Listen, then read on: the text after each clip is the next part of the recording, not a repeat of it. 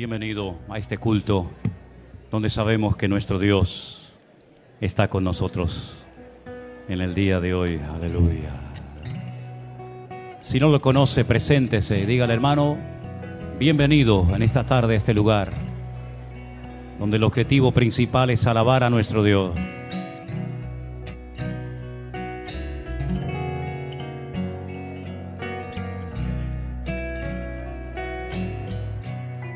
No es el momento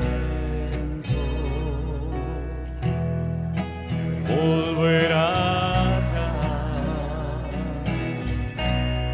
No es el momento de abandonar. Sigue adelante, mirando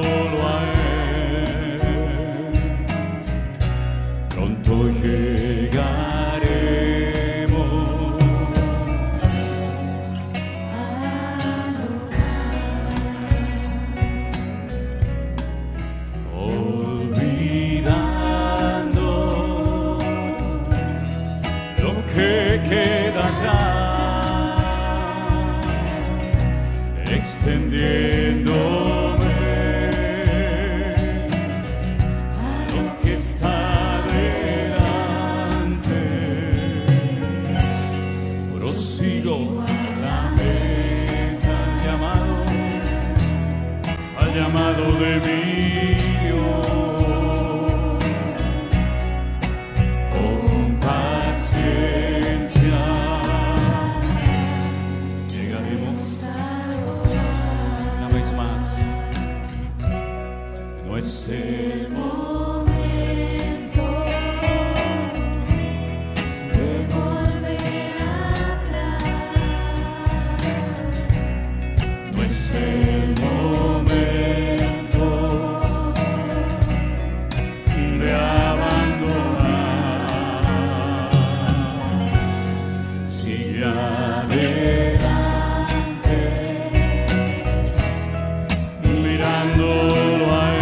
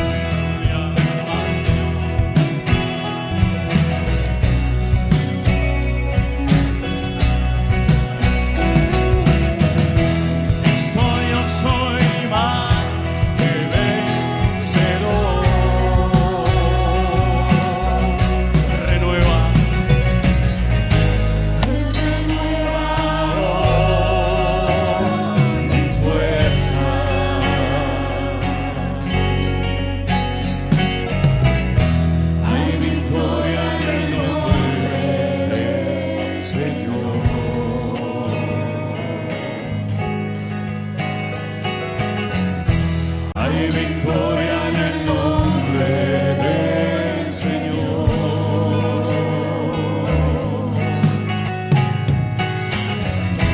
Hay victoria en el nombre del Señor.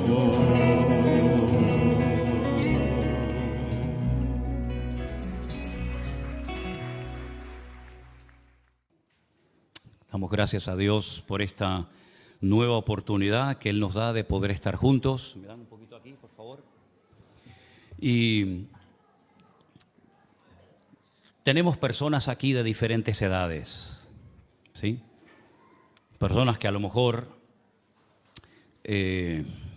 tienen recuerdos de Canarias o de España completamente diferentes a lo que estamos viendo hoy en día en el mundo. Por mi parte, desde mi humilde opinión, yo nunca había tenido la sensación de ver al mundo tan mal, tan desordenado, como si esto fuera una especie de gran manicomio, un polvorín, que en cualquier momento puede salir todo por los aires como de un tiempo a esta parte. Créame. Cuando estuvimos, por ejemplo, en el mes de diciembre del año pasado en Israel, yo no conocía a ese país y conozco a ese país como la palma de mi mano. Como dice Elena, es nuestra segunda casa. Y yo no conocía a ese país como me lo encontré en diciembre. Para mí, Israel es el país que impacta a las personas que van por primera vez, porque es un país de miles y miles de jóvenes y es uno de los países más alegres que he visto en mi vida. Y miren, he vivido en Andalucía, que tiene fama los andaluces de ser muy alegres, y lo son, pero yo nunca en mi vida he visto un país más alegre que ese país.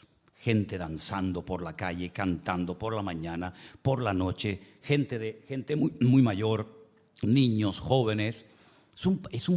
Era un país con una alegría que a más de uno le llamaba la atención. Pues yo me encontré un país triste, apagado,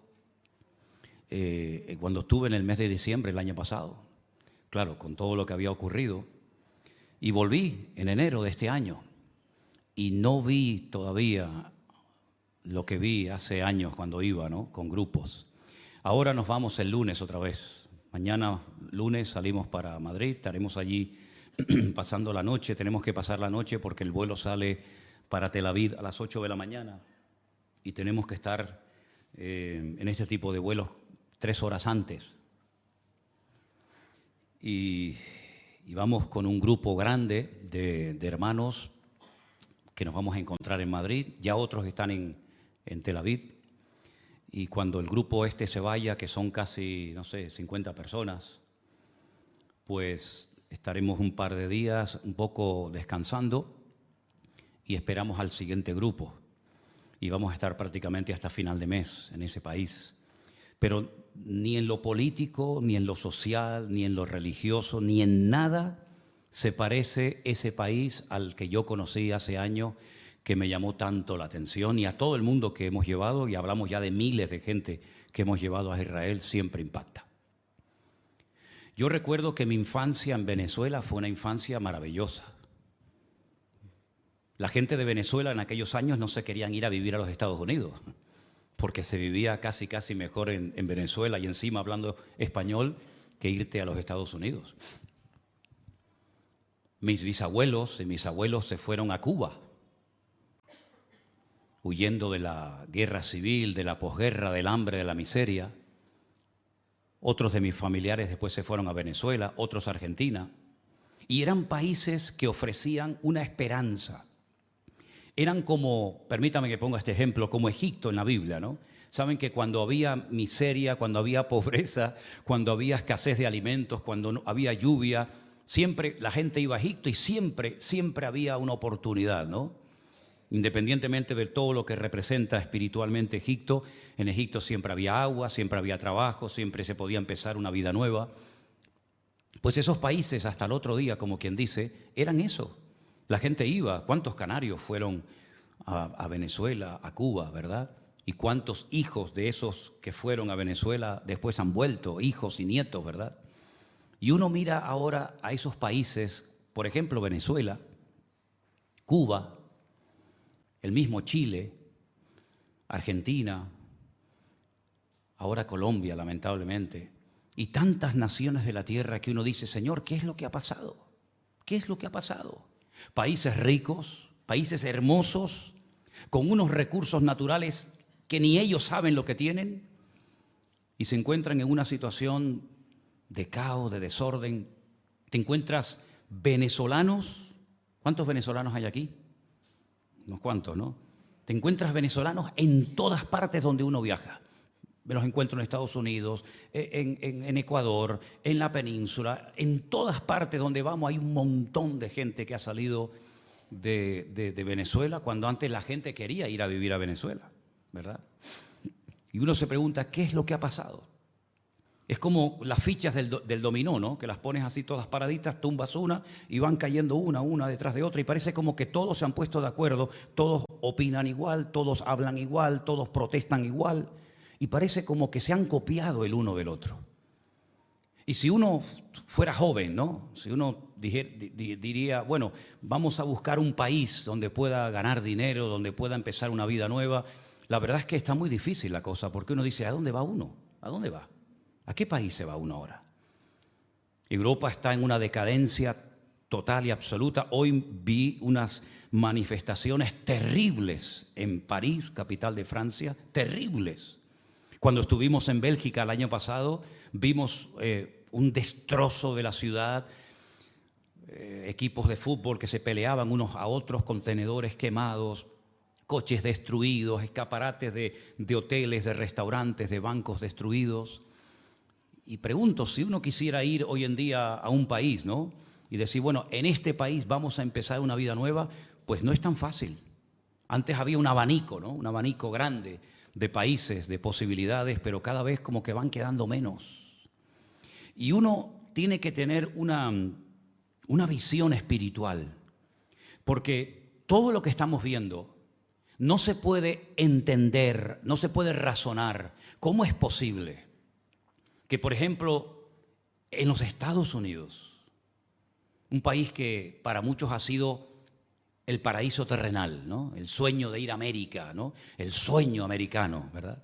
¿Cómo es posible que, por ejemplo, en las universidades de lujo, porque en Estados Unidos no es gratis estudiar en una universidad, y mucho menos en las que estamos viendo últimamente en televisión, cómo es posible que esos muchachos que van a ser los futuros jueces, abogados, arquitectos, médicos, políticos, etcétera, cómo es posible que sean capaces de perder un curso ante las amenazas de decir, si no entran a clase, si no suspenden las manifestaciones, les suspendemos el curso? ¿Cómo es posible que se la jueguen miles de muchachos, miles de jóvenes, por una causa que a ellos les queda tan lejana, y cuando hablas con muchos de ellos y les haces 3 o 4 preguntas, te das cuenta de que no tienen ni idea?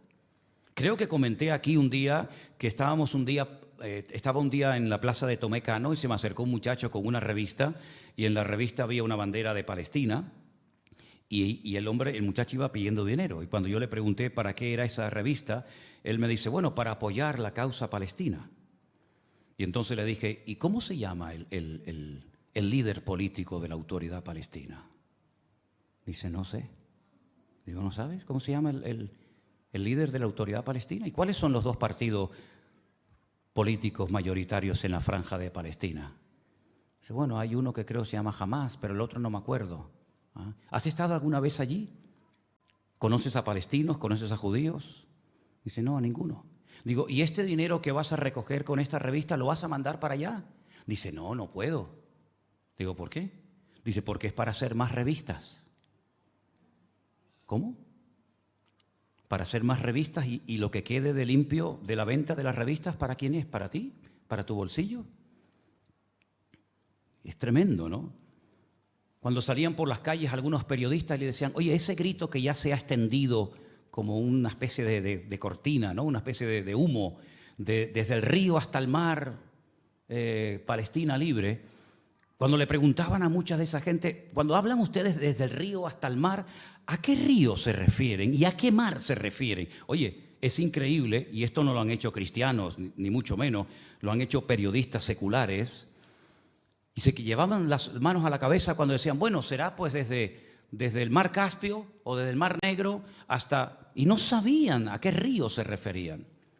Sí, Israel no tiene ni 90 kilómetros de ancho. Y hay un río que es la división natural entre Jordania e Israel, y el río se llama el río Jordán. Y el mar al que se refieren, porque es como decir de extremo a extremo, es el mar Mediterráneo, no el mar Caspio, no el mar Cantábrico, no el mar Caribe, es el mar Mediterráneo. Si se grita que tiene que ser libre desde el río hasta el mar, ¿qué pasa con los 15 millones de habitantes que hay allá adentro? Porque solamente un 20% de los que viven en territorio o en suelo de Israel, solamente un 20% son, vamos a decir, palestinos. ¿Qué pasa con el 80% restante? Bueno, ahí entran judíos, drusos, beduinos, las minorías, pero bueno, estamos hablando de un 80% de una población de 13, 14 millones de habitantes, le quitas un 20%, estamos hablando de millones y millones de personas que son niños, ancianos, familias, jóvenes de derecha, de izquierda, homosexuales, religiosos, evangélicos, ateos. ¿Qué van a hacer ustedes? ¿Qué pretenden hacer con el 80% de la población que no son palestinos? Habrá que matarlos a todos. Porque si no quieren que la gente viva ahí, como dijo Jordania hace muchos años, los tiraremos al mar. Los vamos empujando, empujando y empujando. Los tiramos al mar, que se ahoguen todos. Estamos hablando de millones de personas y entonces ya nos podemos apropiar de un nuevo territorio. Entonces están reclamando y están hablando de un genocidio. Y matar a millones de personas, ¿qué es? ¿Un favor a la humanidad? ¿Un acto de misericordia o de altruismo que tenemos que aceptar y decir amén y sí, guana, porque es lo que está de moda hoy en día? ¿O tenemos que decir, espera un momento? Es decir, juzgamos a los que matan y ustedes quieren hacer exactamente lo mismo o peor. No tenemos ninguna autoridad moral ni espiritual de pedirle a alguien que haga algo que yo no estoy dispuesto a hacer. Entonces, cuando uno va a la Biblia uno busca respuestas a todo este caos y a este mundo enfermo, que lo mires por donde lo mires. Y otra cosa que quiero decirle antes que se me pase, antes que me olvide, es que ahora está el foco del mundo en un punto. Pero permítame decirles que en este momento hay 25 países en guerra, 25 conflictos en diferentes partes del mundo. Pienso, por ejemplo, en el continente africano, que nadie habla de él. Y todos los días mueren miles de personas. Hace unos meses mataron a miles de cristianos como tú y como yo. Y nadie dijo nada. Nadie salió a las calles a protestar diciendo, ¿pero qué estáis haciendo? ¿Qué están haciendo ustedes? Tribus contra tribus, ahora sube este y mata al otro, y cuando sube el otro mata al siguiente. Y nadie habla de África. Y me acuerdo que había hace unos meses atrás que todos los días en la televisión salían noticias de lo que está pasando, por ejemplo, en Ucrania. Pocas cosas salen ya hoy en día de Ucrania, ¿sí o no? Y estamos viendo cómo está centrándose todo en un lugar y nos olvidamos de que detrás de todo esto hay una connotación y una lectura espiritual que lamentablemente pocos o nadie está haciendo. Porque claro, si invitan a un periodista, a un político, a un sociólogo, a un antropólogo, a una tertulia, pues hombre, tienen tema de conversación para hablar de lo que quieran. Pero ¿quién explica espiritualmente este trasfondo de lo que está ocurriendo? Nadie. Porque la mayoría de los que opinan, la mayoría de los que tienen una cierta influencia y son invitados a esos canales de televisión, la mayoría de ellos son ateos. Y no tienen ni idea de lo que dice Dios, ni tienen ni idea de lo que dice la Biblia, no tienen ni idea de lo que está pasando espiritualmente hablando. Y no se olviden que en esas partes del mundo, todo el mundo cree en algo. Es como en África. En África prácticamente no encuentras ateos. Y sé lo que te digo porque nosotros hemos ido a trabajar a África. Y en África todo el mundo cree en algo. O en el sol, o en la luna, en los demonios, en Dios, en los ángeles. Todo el mundo cree en algo. Y en Oriente Medio todo el mundo tiene su religión. Unos saben cuál es y los otros también. Luego, no podemos sacar el tema religioso o espiritual de todo esto, porque entonces no vamos a entender absolutamente nada. Yo estaba leyendo en estos días, y sigo leyendo el libro de Samuel, que para mí es un libro extraordinario, y en el capítulo 14 se relata una historia que espero que tengan paciencia para poder escucharla. Y la historia dice lo siguiente, 1 Samuel capítulo 14, verso 1. Aconteció un día, ahí tienen la lectura si quieren seguirla conmigo, que Jonatán, el hijo de Saúl, le dijo a su criado que le traía las armas: ven y pasemos a la guarnición de los filisteos que está de aquel lado, y no lo hizo saber a su padre.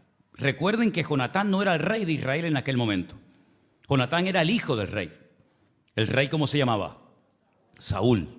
Y Jonatán sería el heredero, el príncipe, ¿no? Saúl se hallaba al extremo de Gabaá, debajo de un granado que hay en Migrón, y la gente que estaba con él eran como 600 hombres. Y Ahías, el hijo de Ahitob, que era el hermano de Icabod, hijo de Fines, hijo de Elí, sacerdote de Dios en Shilo, llevaba el efod, y no sabía el pueblo que Jonatán se hubiese ido. Fue algo que hizo en secreto. Vamos a ver qué es lo que hace este hombre. Y entre los desfiladeros por donde Jonatán procuraba pasar a la guarnición de los filisteos, había un peñasco agudo de un lado y del otro lado. El uno se llamaba Boses y el otro Sene. Y uno de los peñascos estaba situado al norte, hacia Micmas, y el otro hacia el sur, hacia Gabaá. Es tremendamente interesante cuando estás en Israel y comienzas a leer esto y te das cuenta efectivamente que todo está exactamente igual como dice la Biblia. Este peñasco aquí, aquella montaña allá, el valle en medio. Uno tiene que hacer aquí un esfuerzo de imaginación, pero estando allí, ya te digo, es una maravilla porque allí ves la Biblia, aquí la lees, allí la ves. Y le dijo Jonatán a su paje de armas: ven, pasemos a la guarnición de estos incircuncisos. Quizá haga algo Dios por nosotros, pues no es difícil para Dios salvar con muchos o con pocos. Qué tremenda declaración, ¿eh? Qué confianza, qué claro lo tenía. Dios puede salvar con mucha gente o con poca gente. Su paje de armas le respondió: haz lo que tienes en tu corazón, ve, pues aquí estoy contigo a tu voluntad. Qué importante es tener gente a tu lado que tenga la misma fe que tú tienes. Y qué tragedia rodearte y convivir con una persona que no tiene tu fe ni cree en tu Dios.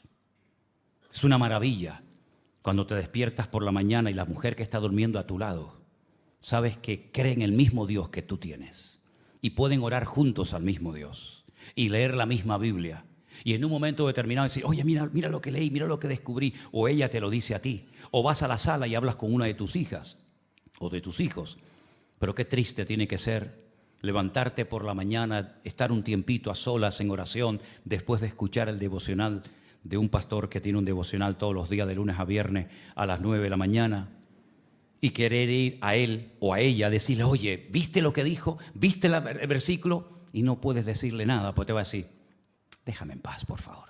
Tu Dios y con tu iglesia, tu pastor y tu religión. Me parece que estás enamorada de ese hombre. Claro, el carnal, ¿cómo habla? ¿Cómo hablan los carnales, hermano? Como los carnales. ¿Y cómo piensa un carnal? Como piensan todos los carnales del mundo, ¿verdad? Pero qué bonito cuando le dice Jonatán: oye, ¿sabes una cosa? Allí están los filisteos, son miles y miles, están armados hasta los dientes. Pero quién sabe si el Señor nos usa a nosotros en este momento para derrotarlos. Vamos a probar, vamos a subir estos peñascos, vamos a jugarnos la vida y hacerles frente, a ver si Dios nos usa. ¿Vienes conmigo o qué? Y le dice el paje de armas: yo estoy contigo, aquí estoy contigo, cuenta conmigo. Tienes que rodearte de ese tipo de gente, amén, hermano. Tienes que rodearte de esa gente fiel. No abundan, pero si lo encuentras, no lo sueltes. Dijo entonces Jonatán: vamos a pasar a esos hombres y nos mostraremos a ellos. Y si nos dicen, mira la prueba que va a poner, espero que la entiendas bien. Esperad hasta que lleguemos a vosotros. Entonces nos estaremos en nuestro lugar y no subiremos a ellos. Mas si nos dijeren, subid, subid a nosotros, entonces subiremos porque Dios los ha entregado en nuestra mano y esto nos será por señal. ¿Entienden, no? Allí están los filisteos armados hasta los dientes en la montaña. Jonatán y el paje de armas están aquí y le vamos a decir, hola, aquí estamos. Si ellos nos dicen, esperen, esperen, vamos a bajar a ver qué es lo que quieren ustedes. Dios no nos va a ayudar en esta empresa. Dios no nos está abriendo las puertas. Pero si alguno de ellos nos dicen, esperen, suban, suban, vengan a hablar con nosotros, prepárate porque Dios los va a entregar en nuestras manos. Dice, esto será para nosotros una señal, una demostración de que el Señor está en este negocio. Se mostraron pues ambos a la guarnición de los filisteos y los filisteos dijeron, he aquí los hebreos que salen de las cavernas donde se habían escondido. Los hombres de la guarnición le respondieron a Jonatán y a su paje de armas, subid, subid a nosotros y os haremos saber una cosa. Entonces Jonatán le dijo a su paje de armas, escucha, sube tras de mí, porque Dios los ha entregado en manos de Israel. 2 contra miles de soldados que odiaban al pueblo de Israel. Jonatán subió trepando con sus manos y con sus pies y tras él su paje de armas. Y los que caían delante de Jonatán, su paje de armas que iba tras de él los remataba. ¿Qué te parece? Aprender a trabajar en equipo, aunque seamos pocos, pero unidos en un mismo sentir, ¿verdad? Y trabajando unidos. Lo que se me escape a mí, termínalo tú. Y fue esta primera matanza que hicieron Jonatán y su paje de armas como 20 hombres en el espacio de una media yeguada de tierra. ¿Y saben lo que pasó? Que hubo pánico en el campamento y por el campo, y entre toda la gente de la guarnición, los que habían ido a merodear, también ellos tuvieron pánico y la tierra tembló, pues hubo gran consternación. Dios comenzó a obrar de tal manera que dice la Biblia, si lo siguen leyendo, que empezaron a pelear los unos contra los otros. Ellos hicieron una parte, ellos abrieron brecha en el mundo espiritual, pero el resto lo hizo el Señor. Comenzaron los filisteos a correr con pánico, muertos de miedo, a hacerse daño, a herirse, a matarse unos a otros. Porque en eso que estaban haciendo ellos, estaba Dios acompañándolos. Bueno, dice la Biblia en el verso 16 que los centinelas, los que estaban de guardia por parte de Saúl, vieron desde Gabaá de Benjamín cómo la multitud estaba turbada e iban de un lado o de otro y era deshecha. Entonces Saúl le dijo al pueblo, pasad revista, ved quién se haya ido de los nuestros. Pasaron revista y aquí que faltaba Jonatán y su paje de armas. Viendo los resultados en el campo del enemigo, Saúl dijo, bueno, venga, vamos a aprovechar, pasemos revista y vamos a atacar a estos hombres. Bueno, unos son los que van delante, otros después se suman al carro de los que van delante. Sea como sea, Saúl quiso sacar tajada de todo esto.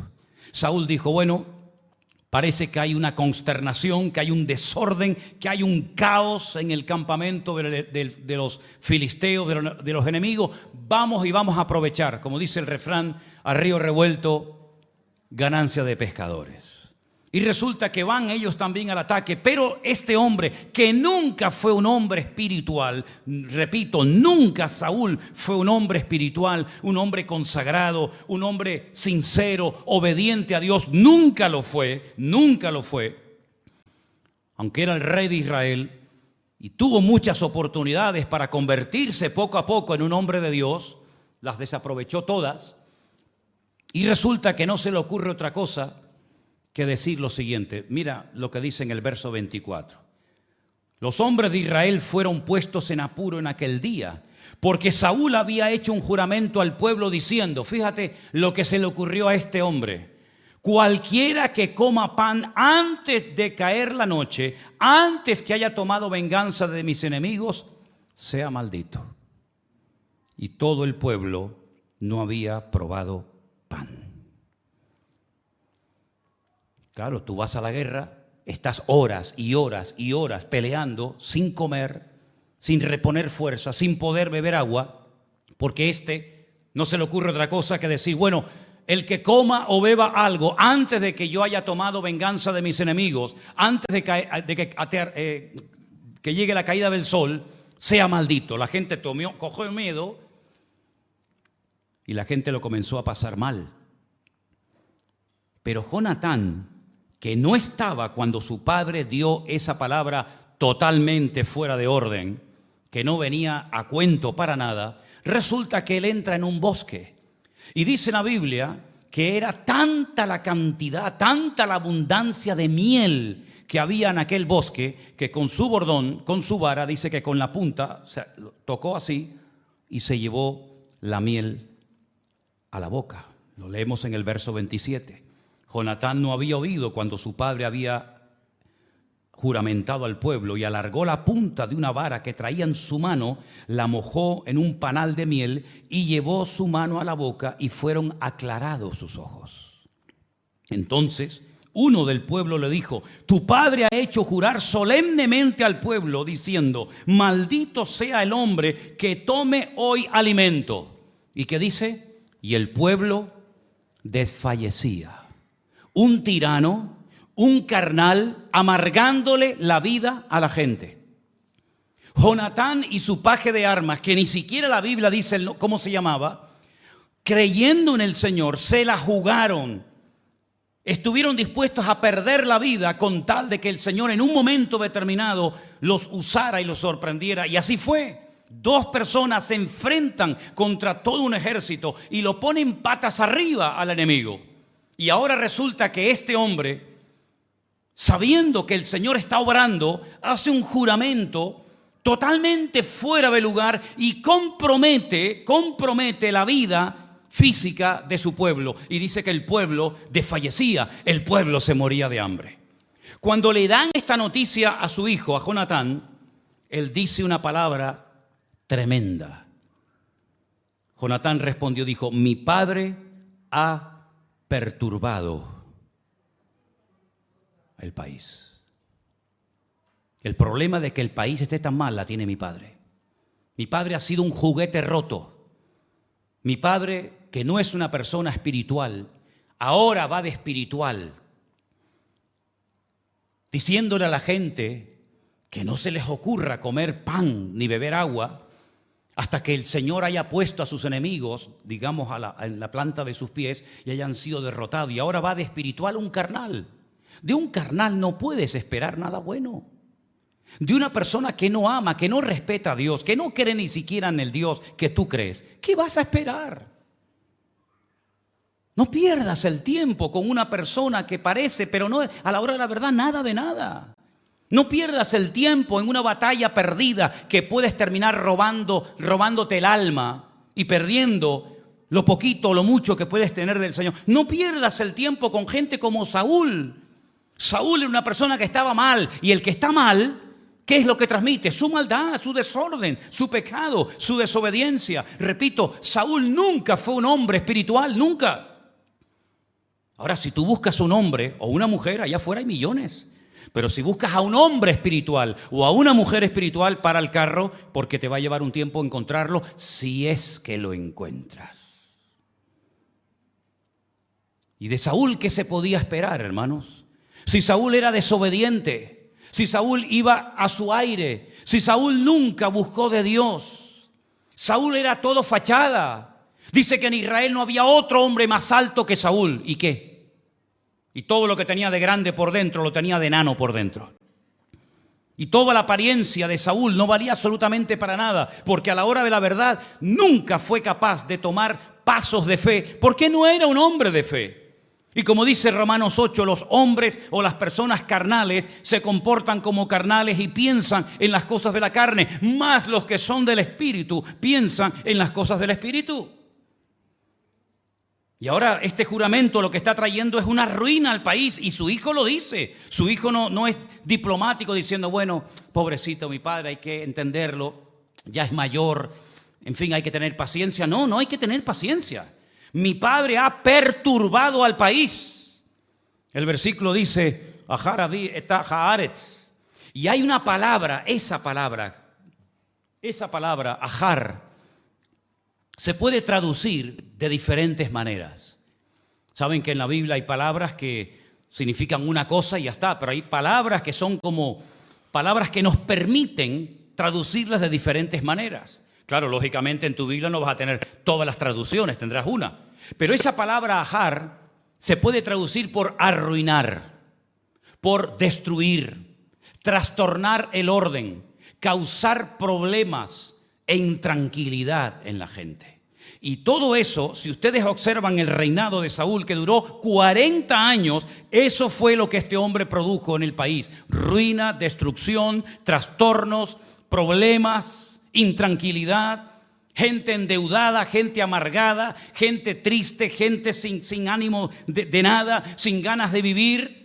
Y de ahí viene el hecho de que cuando se enteran de que David está en una cueva llamada la famosa cueva de Adulán, la gente prefiere ir a la cueva con David que vivir al lado de este hombre que lo único que ha traído es ruina, destrucción y desesperación al país. Un hombre destruyó un país entero. ¿Es acaso algo que ocurría en el pasado? Ocurre también hoy en día. No hay hombres que han destrozado países enteros. Después a lo mejor se escapan, se van con todo el dinero que han robado y aquí no ha pasado nada y los que se queden que paguen los platos rotos, ¿no? O se muere y viene otro tal vez igual o peor que el que se fue. Ha trastornado el país, qué tremendo, ¿no?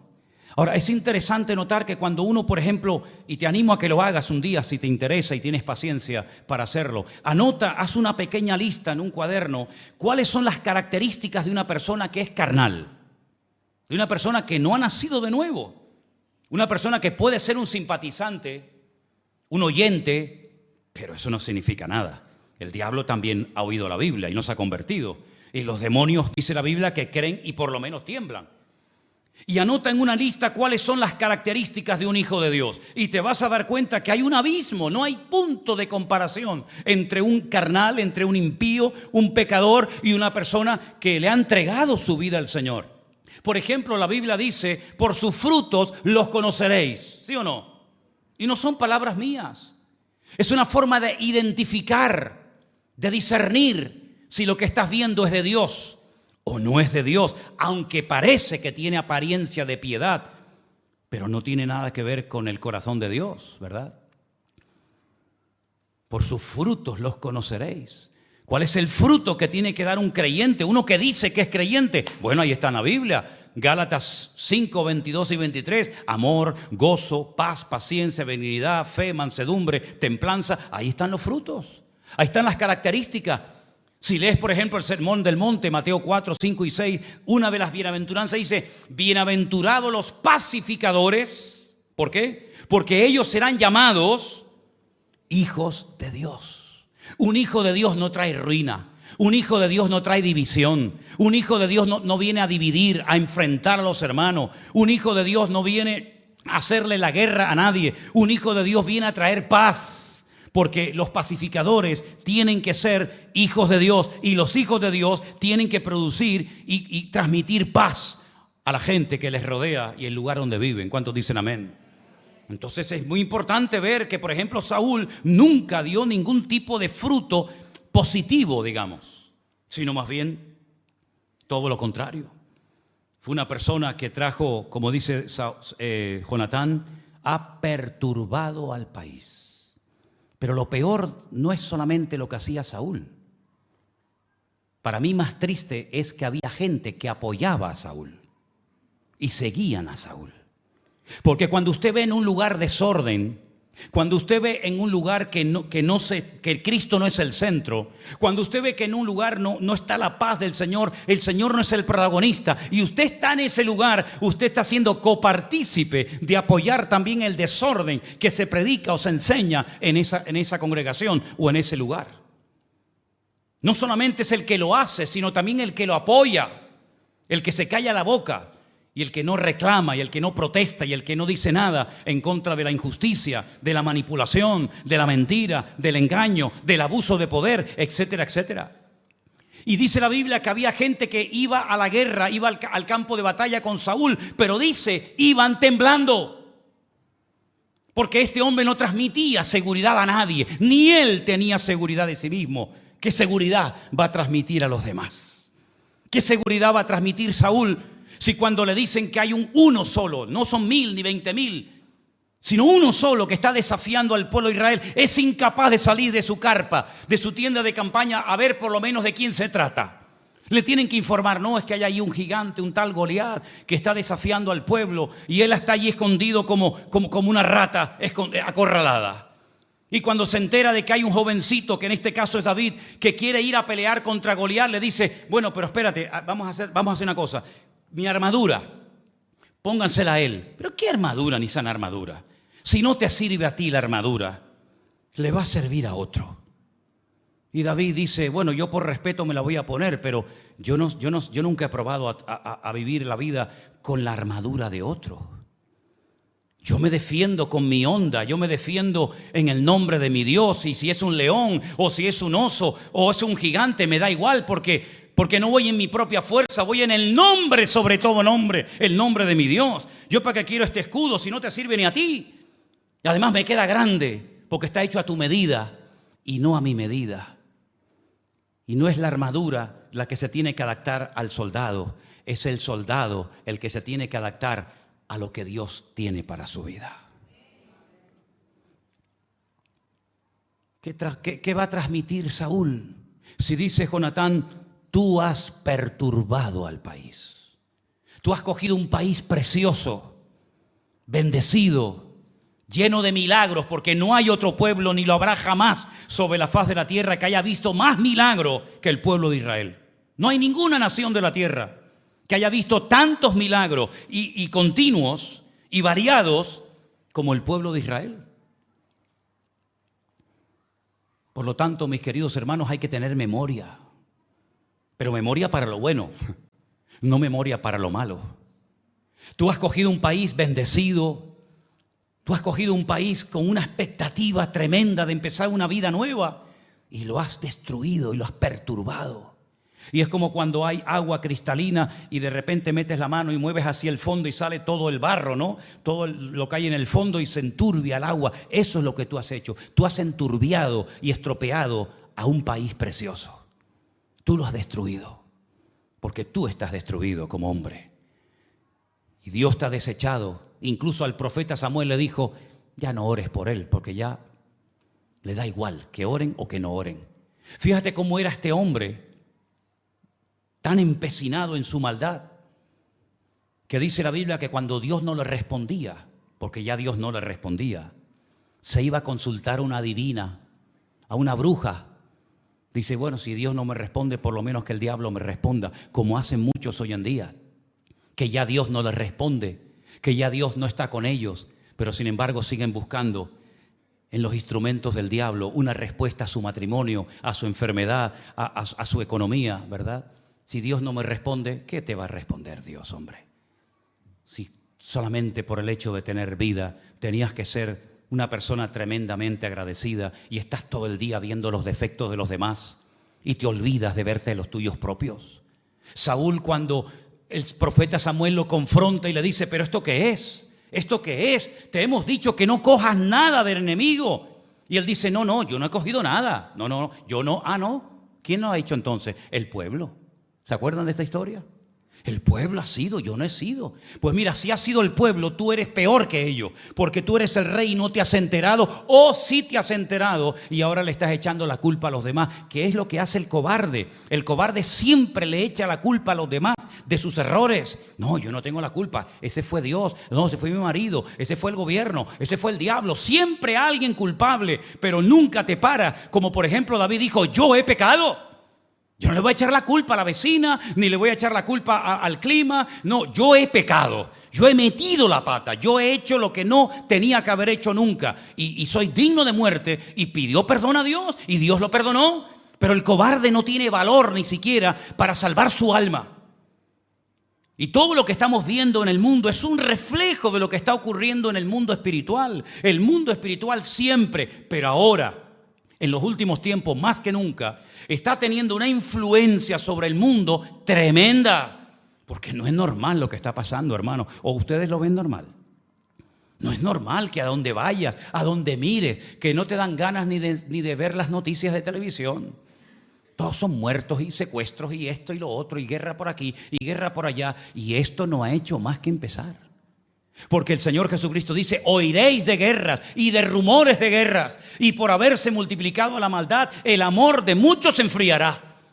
¿Pero de quién se va a enfriar? ¿De los de la calle? Pues ya están congelados. Los de la calle no son cristianos, ya no están ni siquiera en el libro de la vida. ¿De quién se va? ¿De a quién se refiere el Señor cuando dice que el amor de muchos se enfriará? De aquellos que un día tuvieron sus corazones ardiendo para el Señor, pero se enredaron en este mundo, se dejaron envenenar y arrastrar por la corriente de este mundo y se apartaron del Señor y se han convertido en religiosos que cumplen con una serie de ceremonias y de rituales como Saúl lo hacía. Saúl, cuando por fin ya el pueblo puede comer y se da cuenta de que la gente está tan hambrienta, tan desesperada, que empiezan a matar animales, y ellos no podían comer animales con sangre, pero tenían tanto hambre que dice que se comían la carne y la sangre, y le dicen a Saúl: oye, el pueblo está pecando. ¿Cómo que está pecando? Sí, porque tienen tanta hambre que ni siquiera tienen tiempo para escurrir al animal, sacarle la sangre y luego comerlo. Y entonces dice: bueno, traigan una piedra grande, traigan una piedra enorme y que sacrifiquen los animales encima. Y ahora vas de espiritual. Ahora vas de espiritual, ahora que has hecho pecar al pueblo, ahora que has traído perturbación al pueblo, ahora que has arruinado a toda la nación, ahora te la das de espiritual, que hagamos sacrificios al Señor. Tremendo, ¿verdad? Y la gente está tan ciega que como se te ocurra decir algo que vaya en contra de la norma, te matan. Desde la Segunda Guerra Mundial no se había vuelto a ver en el mundo que se le prohibiera, por ejemplo, por el gran delito, por el terrible crimen de ser de nacionalidad judía o israelita, que se le prohibiera a un maestro de universidad entrar a dar las clases a sus alumnos. Eso no se había visto nunca desde los años 40. Eso yo nunca lo había visto desde que tengo uso de razón.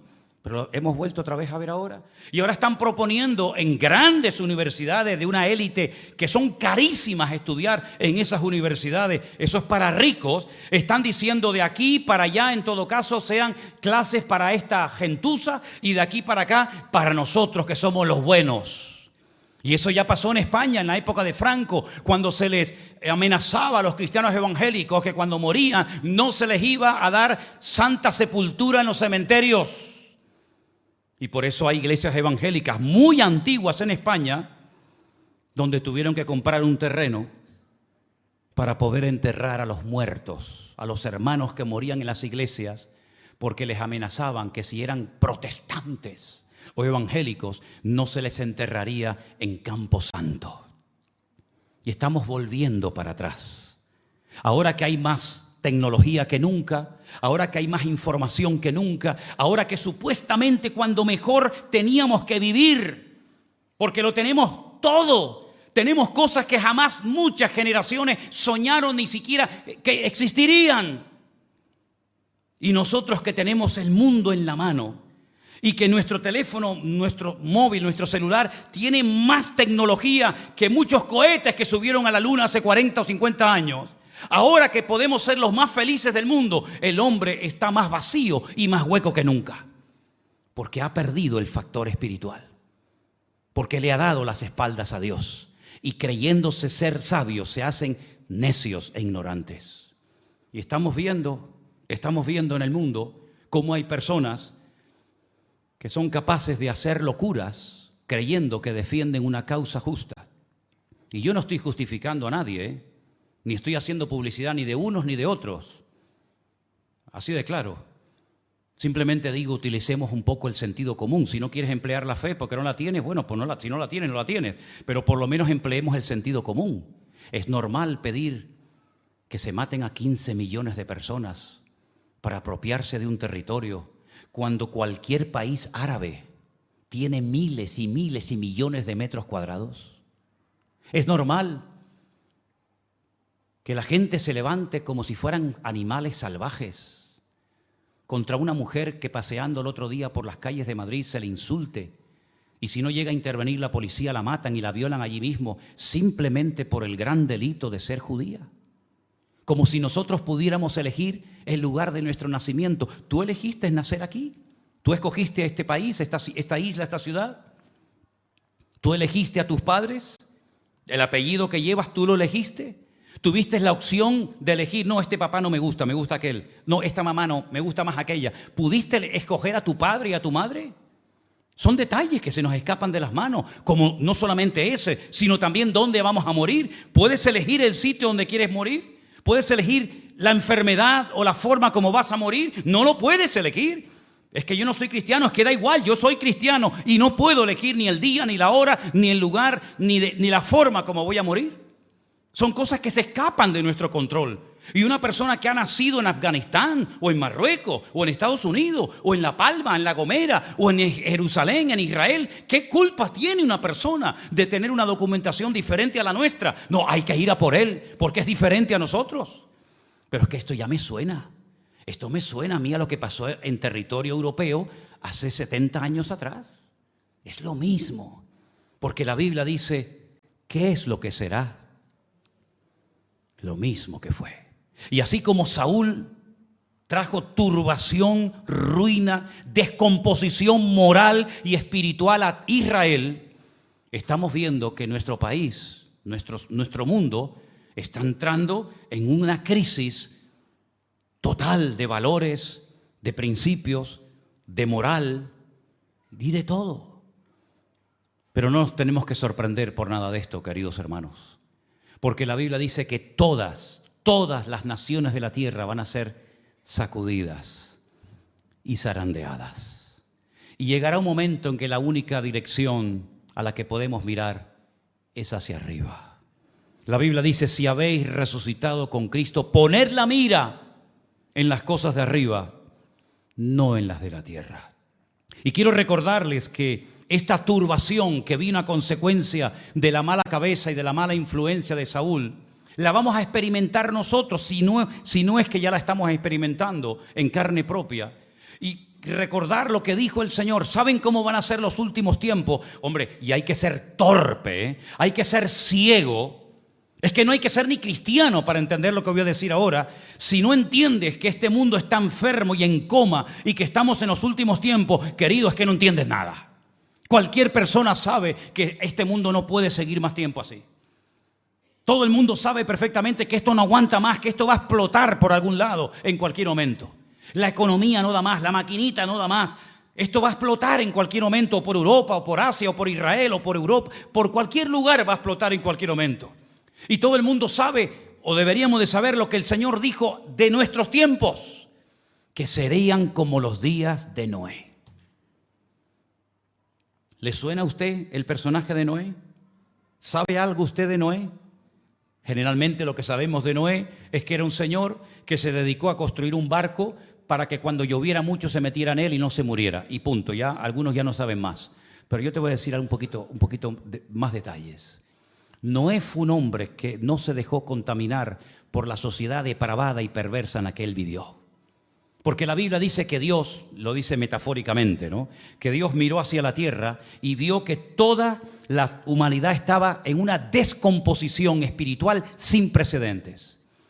La gente eran peor que animales, y yo creo que hemos llegado a un punto que los seres humanos se comportan peor que animales. Yo hasta el otro día tenía un perro que lo echo muchísimo de menos, ojalá no lo hubiera tenido que sacrificar. Y les puedo asegurar que me fiaba más de mi perro que de mucha gente, incluso de algunos que se llaman cristianos. Porque sé que él nunca me iba a traicionar y era lo más fiel que me podía imaginar en esta vida que pudiera dar la fidelidad a un animal. Y estamos viendo cómo el ser humano se comporta peor que un animal. Que padres que adoptan hijos son capaces a los pocos años de acabar con sus vidas. Y eso lo hemos visto aquí, en España. Y no será la primera o la última vez que ponemos la televisión y vemos que aparece una criatura hasta con el cordón umbilical dentro del cubo de la basura enrollado en una bolsa plástica. Eso no lo hace ni la peor bestia de la tierra, hombre. Eso no lo hace ningún animal. Nosotros los seres humanos sí hemos sido capaces de hacer eso y peor todavía. Y las barbaridades que se hicieron en los kibutzim el día 7 de octubre en Israel. Hermanos queridos, ustedes no han visto ni la misa de la mitad. Cosas que no se pueden decir aquí porque automáticamente pues nos censurarían. porque son palabras muy fuertes, imágenes terribles de cosas que se hicieron en nombre de la religión o no sé de qué Dios. Hermanos queridos, Noé fue un hombre que no se dejó marcar por la sociedad de su época, sino al contrario, él se mantuvo fiel como Daniel, como José, como David y tantos hombres. Y no solamente no se dejó manipular, sino que además predicaba y decía: viene un diluvio, que esto se va al garete, que vamos a ser destruidos, que viene una desgracia a nivel universal, prepárense. Nada, la gente pasaba de todo. Mateo capítulo 24 dice que minutos antes del diluvio, escuchen esto, hermano, minutos antes del diluvio, la gente estaba comiendo como si nada. Y bebiendo y casándose. Oye, cuando tú te casas con una persona es porque tienes un plan de futuro, quieres establecer una familia, crear un hogar. La gente minutos antes del diluvio estaban como si nada fuera a ocurrir. Y Noé sabía que al planeta Tierra le quedaban minutos de vida. Minutos de vida. Y el Señor Jesucristo dice: así va a ser la época de ustedes. Así va a ser España y las Islas Canarias dentro de unos años. Así va a ser Europa. Vayan por el mundo entero y se van a dar cuenta que la gente, ¿qué es lo que quiere? Ganar dinero, vivir bien, viva la pepa. Dios, ahí está Dios, ya ni siquiera dónde lo dejaron. Igual que la sociedad de Noé. Gente pervertida, gente infiel, gente traicionera. Y quiero en esta noche terminar, porque no quiero aburrirles, pero yo quiero leerles lo que dice la Biblia de cómo va a ser Canarias, cómo va a ser España, cómo va a ser el mundo en los últimos tiempos. Póngase de pie conmigo, por favor.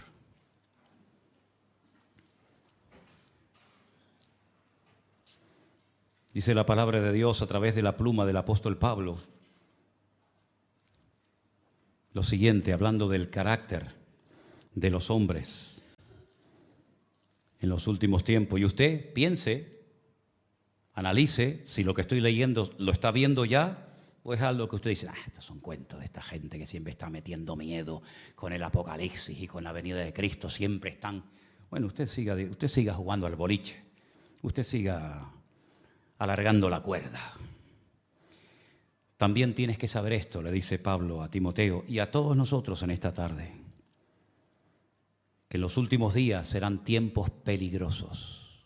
¿Saben? Esta palabra peligroso la estudié en el griego y dice que es la palabra chalepos, que significa tiempos desprovistos de todo principio moral o espiritual. Todo vale. Lo quieres hacer y te gusta, venga, para adelante, da igual. Esos serán los últimos tiempos.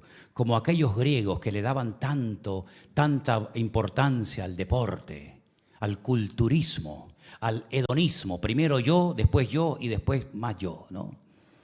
Aquellos hombres que eran tan cultos, tan filósofos, y después eran unos depravados y unos corruptos terribles. Dice: los últimos tiempos habrá hombres amadores de sí mismos. ¿Qué significa amadores de sí mismos? Egoístas. Si yo estoy bien y aquel se está muriendo, allá él. Esa es la sociedad que viene manifestándose desde el tiempo del COVID. Antes del COVID, la gente era diferente. Yo no sé si ustedes se han dado cuenta. Antes del COVID había una solidaridad, había algo que se ha perdido. Hoy en día cada uno va a lo suyo. Hay una agresividad en la carretera. Coja el coche, vayas a dar una vuelta por la isla. No se te ocurra decirle nada a alguien. Y estamos en Canarias, vete a la península, dile a alguien, saca con un hacha y te corta ahí. Bueno, y si te vas a otros países ni te cuento. Egoísmo por todas partes, avaros, vanagloriosos. Nunca hemos vivido en una sociedad de tanta vanidad. Miren la televisión, miren los programas que tienen más éxito. ¿A qué se dedican? Gente sin estudios, sin esfuerzo, sin trabajo, sin darle un palo al agua en toda la vida. ¿A qué? Pues ya saben a qué, ¿verdad? Vanagloriosos, soberbios, blasfemos, desobedientes a los padres. Nunca ha habido tanta desobediencia y tanta falta de respeto de los hijos hacia los padres como de unos años a esta parte. Ingratos, impíos, sin afecto natural, le da lo mismo 4 que 40. Implacables, calumniadores, intemperantes, crueles, aborrecedores de lo bueno. ¿Qué es lo que ama la gente? Lo malo, lo prohibido. aborrecedores de lo bueno, traidores, impetuosos, infatuados, amadores de los deleites más que de Dios. Escucha bien esto es muy fuerte. Tendrán apariencia de piedad, de niño bueno, de mosquita muerta, pero cuidado, negarán la eficacia de ella. Estos son los que se meten en las casas y llevan cautivas a las mujercillas cargadas de pecado, arrastradas por diversas concupiscencias. No le abres tu puerta de la casa a Dios. Sin embargo, después le abres la puerta de tu casa y de tu vida y de tu alma a cualquier mequetrefe, que lo único que quiere es llegar a la meta y después cogerte como la araña y tirarte a un lado y decir, venga, la siguiente, una más, un trofeo más de guerra. Se meten en las casas, siempre están aprendiendo y nunca llegan al conocimiento de la verdad. Y ahí podríamos seguir leyendo la lista de cómo se describe a la perfección, como si fuera un periodista del siglo XXI, Pablo diciendo, así va a ser la gente en España, en Europa, en América, en el mundo entero, en los últimos tiempos. Y aquí estamos tú y yo, hermanos. Podríamos haber nacido en otra época de la historia, más espiritual, más respetuosa, más recatada, pero no, Dios ha decidido que vivamos en esta época de la historia. Y estamos viendo cómo están perturbando y rompiendo naciones enteras. Países enteros. España va cuesta abajo y sin frenos. Y este señor que está ahí sentado se cree que puede hacer lo que le da la gana y no pasa nada. Pero llegará el momento en el que Dios diga basta. Y va a ser pronto, hermanos. Y tenemos que estar preparados como hijos de Dios para no dejarnos manipular por nada ni por nadie. Si nos llaman locos, si nos llaman fanáticos. Hace poco le dije a una persona, cuando vengas a hablar conmigo, no me vengas con ese escote que te llega a la rodilla. A mí se me respeta y este lugar se respeta. ¡Oh! Se fue ofendida, muy ofendida porque el pastor no tiene amor. Y le dijo, no. ¿Saben, hermanos queridos? Nosotros como cristianos tenemos que tener criterio propio y personalidad. Si alguien no quiere cambiar, no cambies, hijo, pero no me vengas a cambiar a mí, porque yo sé en quién he creído y yo sé lo que Dios ha hecho en mi vida y Dios no me tiene que demostrar nada, porque con lo que ha hecho Dios en mi vida me sobra, porque la vida a quien se la debo es a Dios y no a ti. Cierra tus ojos ahí donde estás y en esta tarde piensa en esto. Piensa en esto, ¿eh? ¿Qué vas a hacer a partir de hoy con tu vida? ¿Qué vas a hacer con la palabra que has oído en esta tarde? Bueno, un sermoncito más del pastor aquí y tal. Bueno, está bien. Ojalá me hubieran hablado a mí así hace años. No hubiera sido el golfo que fui, ni hubiera perdido el tiempo que perdí. Pero doy gracias a Dios que Dios tuvo misericordia de mi vida, como la está teniendo de todos y cada uno de nosotros. Y espero que los jóvenes de esta iglesia sean jóvenes con criterio y con personalidad. Cuidado con los muchachos que vienen a seducirles con palabras bonitas y con promesas hermosas y luego pidiéndote que hagas lo que ellos jamás van a hacer. Valórate, hazte respetar, ponte en tu sitio. Y no pierdas el tiempo, porque yo le digo a la gente, más vale estar solo o sola que mal acompañado.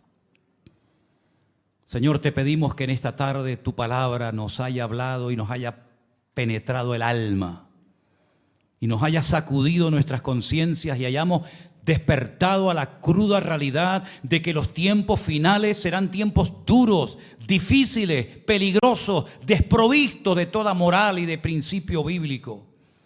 Pero Señor, te pedimos que nuestra fe no sea contaminada ni envenenada por este mundo, sino que nos mantengamos firmes en la obra del Señor, creciendo siempre, avanzando, seguimos adelante en tu nombre, Señor. Guárdanos de todo peligro, guárdanos de todo mal, Señor. No queremos perder el tiempo, queremos honrarte y servirte a ti, Señor. Y pedimos que todas las personas que vengan a esta congregación vengan para verte a ti y a escuchar tu palabra, Señor. Y si no es así, pues que Dios los bendiga. Pero estamos en este lugar no para endulzar los oídos de la gente, no para agradar los corazones de nadie. Estamos en este lugar para predicar lo que tal vez nadie se atreve a predicar y a decir lo que nadie se atreve a decir. Ayúdanos a ser valientes en este tiempo de tanta ambigüedad, de tanta hipocresía, de tanta falsedad, de tanta falsa espiritualidad, de tanta apariencia de piedad. Ayúdanos, Señor, a ser luz y sal en esta ciudad, Padre.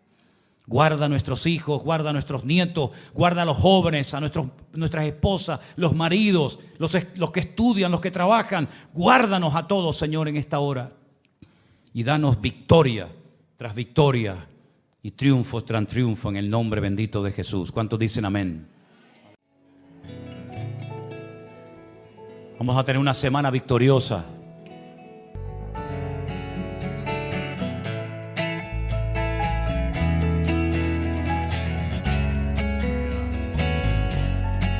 Mi corazón se regocija en Dios, mi Salvador, mi refugio es Dios de Israel. Me dio lo que le pedí.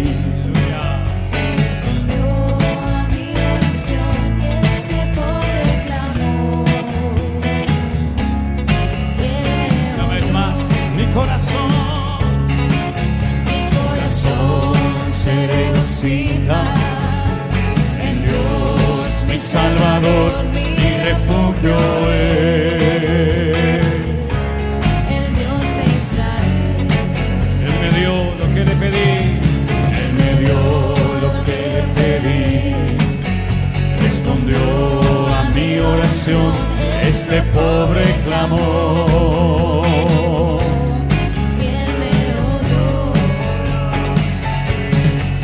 Y todo el mundo podrá ver que mi Dios tiene el poder. Yo le doy gloria a Él. Y yo le doy gloria a Él. Y todo el mundo podrá ver que mi Dios Que mi Dios tiene el poder.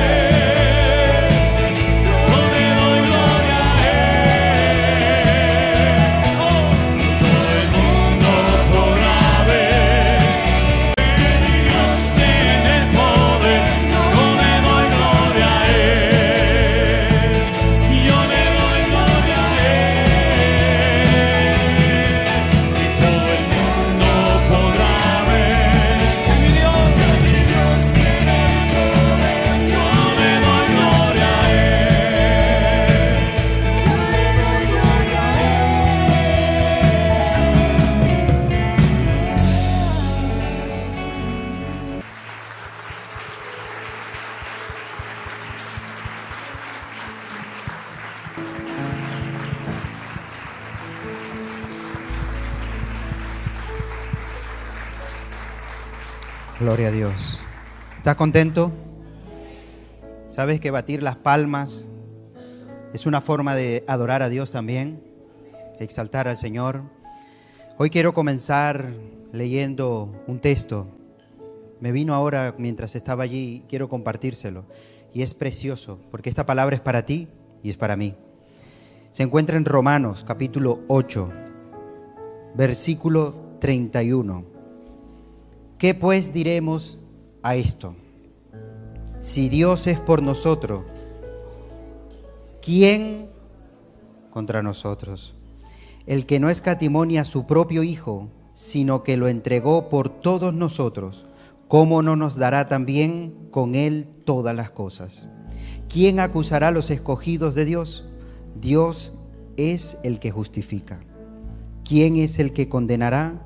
Cristo es el que murió, más aún el que también resucitó, el que además está a la diestra de Dios y el que también intercede por todos nosotros.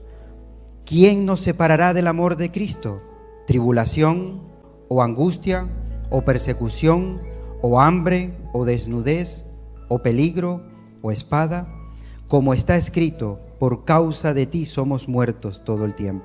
Somos contados como ovejas al matadero. Antes en todas estas cosas somos más por medio de aquel que nos amó, por lo cual estoy seguro de que ni la muerte, ni la vida, ni ángeles, ni principados, ni potestades, ni lo presente, ni lo porvenir, ni lo alto, ni lo profundo, ni ninguna otra cosa creada nos podrá separar del amor de Dios que es en Cristo Jesús nuestro. Gloria a Dios. Esa palabra es para nosotros. Amén. Dale un fuerte aplauso al Señor. ¿Quién nos podrá separar del amor de Dios? ¿Quién? Antes en todas estas cosas somos más. Cierra tus ojos allí donde estás. Padre, te damos gracias, Señor. Gracias por tu palabra. Gracias porque tu palabra nos enseña, Señor, que no habrá nada ni nadie que nos pueda separar del amor tuyo, Señor. Gracias por tu presencia, Señor, en este lugar, Dios mío. Señor Padre, te pedimos que tú bendigas, Señor, cada vida, Señor, aquí, Señor, en este lugar y los que nos están también escuchando a través de las redes sociales, Dios mío. Padre, te doy gracias por tu presencia, porque tu palabra dice que donde hay 2 o 3 reunidos en tu nombre, allí tú estás, Señor. Que podamos alabarte, adorarte en espíritu y en verdad, en un mismo sentir, Señor, en un mismo espíritu. Dios mío, Señor, que seas tú hablando a nuestros corazones, Señor, en esta hora, Dios mío. Señor, habla a través de tu siervo en el día de hoy, Padre. Glorifícate, Señor, delante de tu pueblo, Señor. Gracias. Gracias porque sabemos, Señor, que tú vas a dirigir, Señor, todo lo que se va a llevar a